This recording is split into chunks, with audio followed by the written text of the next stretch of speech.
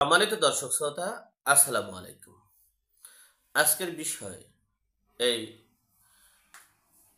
সেনাপ্রধান ডক্টর ওয়াকারুজ্জামানের এই গত 2 দিনের যে জল্পনা কল্পনার যে নতুন চমক এবং নতুন সিদ্ধান্তে উপনীত হয়েছে সে বিষয়ে, এমনকি তিনি বাংলাদেশের দায়িত্ব নিয়ে কি কি কর্ম করতেছেন সে বিষয়ে সংক্ষেপে আপনাদের সাথে শেয়ার করছি।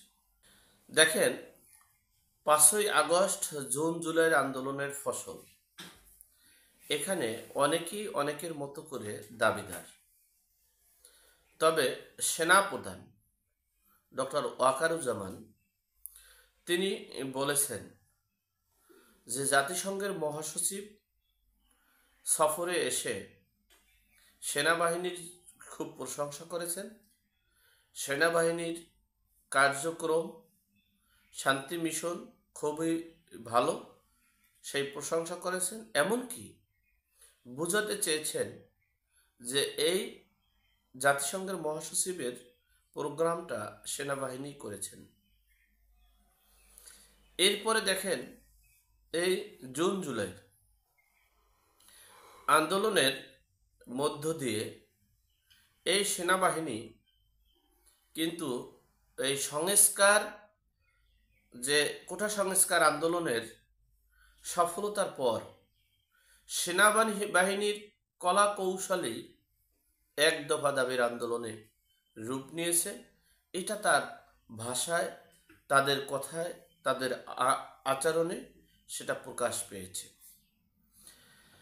বক্তব্য প্রকাশ পেয়েছে। এমনকি তারা বলেছেন এই ছাত্রদের পক্ষে তারা থাকবেন, সরকারের পক্ষে তারা থাকবেন না। আমি একটা কথা আপনাদের বলি, একজন লোককে কখন আপনি বিএনপি সমর্থক অথবা বিএনপির নেতা, আওয়ামী লীগের নেতা অথবা জামাতের নেতা মনে করবেন? যখন তার বক্তব্য শুনবেন, কথা শুনবেন, আলোচনা শুনবেন, তখনই আপনারা বুঝতে পারবেন তিনি কোন দলের। সুতরাং আপনাকে আর অন্য কোনো ওয়ে দিয়ে বোঝানোর কিছু নেই।